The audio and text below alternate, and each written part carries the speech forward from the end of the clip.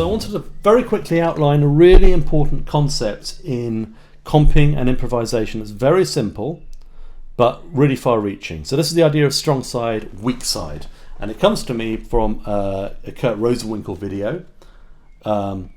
It's an old workshop video where he's demonstrating how to embellish a blues changes. And he does something like this. I'll put the charts up so you can see.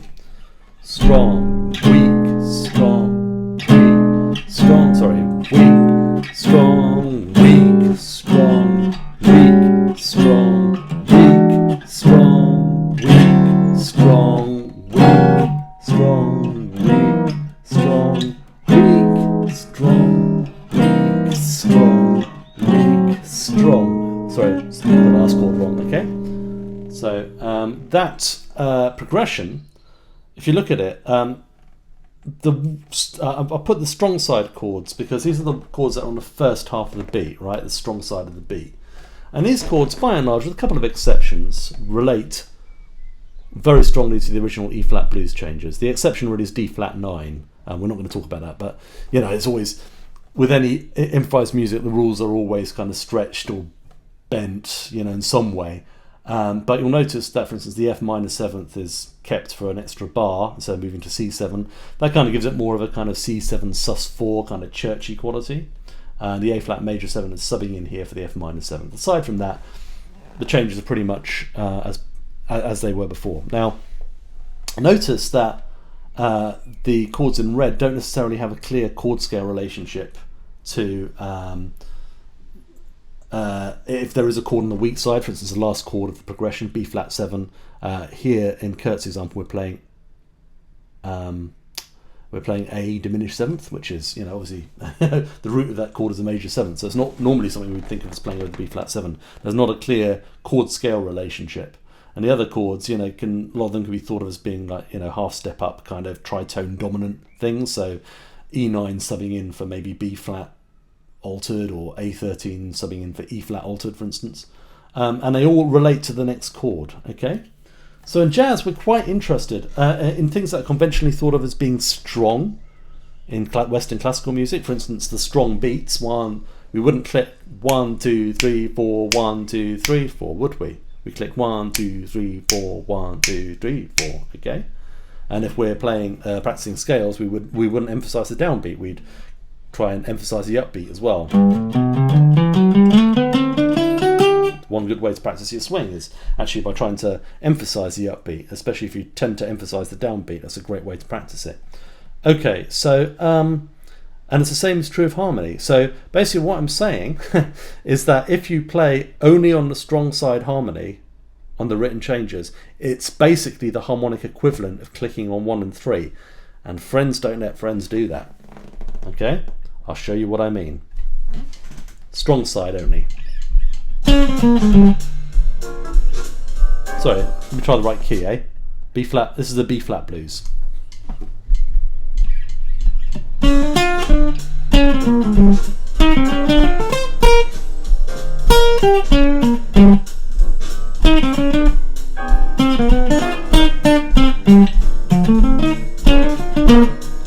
That's really hard for me to do that. It sounds terrible, right? It sounds like beginner guitar improvisation, beginner jazz improvisation. Okay, I'm just going to demonstrate this very quickly by showing you how it sounds when I'm playing over the weak side chords going into the strong. Okay, so I'm going to play the passing chords into the weak side chords. I'm going to actually use very few notes of the strong side chords, maybe just a fifth and a third or something, and hopefully you can hear the transformation.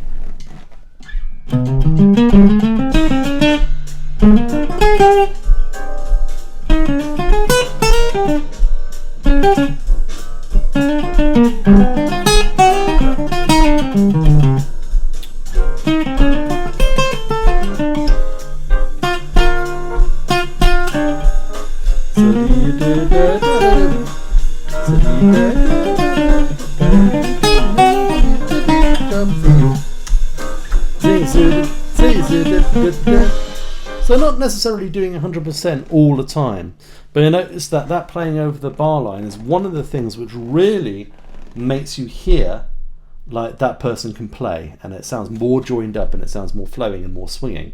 The way I'd normally play would use a combination.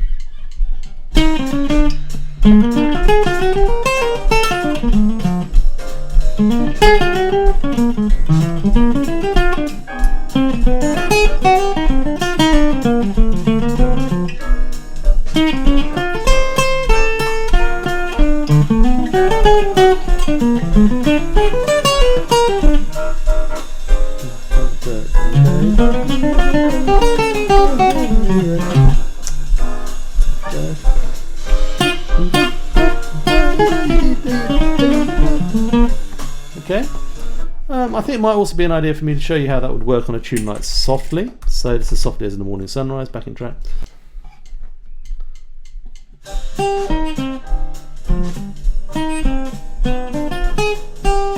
Just playing over only the strong side.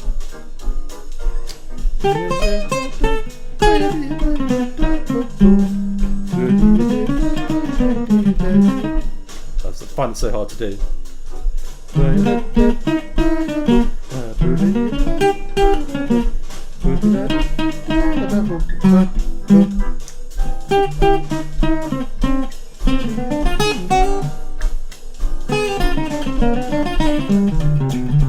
Okay, now I'm gonna weak side and strong side.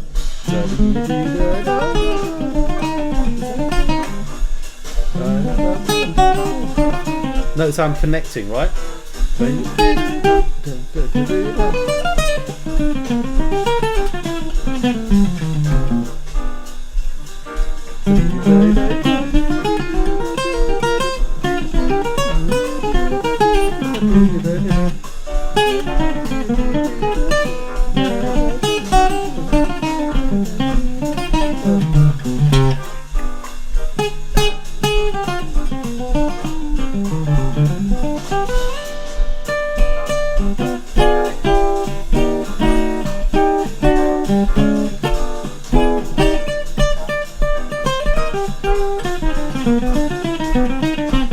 Sorry, I'm getting distracted again.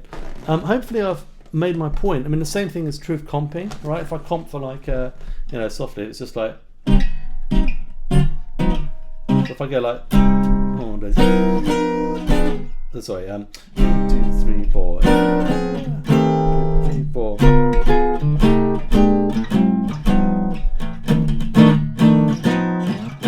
3, 4, connect. 2, 3, 4, connect. So 1, 2, 3, 4, 1, 2, 1, 2, 3, 4,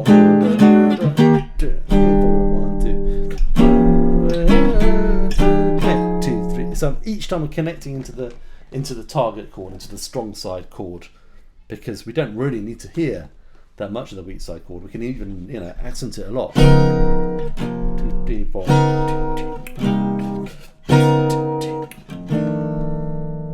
Okay. I think that's a really simple technique, but really important, and I rarely hear it talked about enough. So other ways of looking at it might be like Hal Galper's forward motion approach. That's what he calls it. But it's basically the same thing, which is leading into the chord, the target chord, always. That's how a bass player would play, for instance. Each like passing tone leads into the next chord over.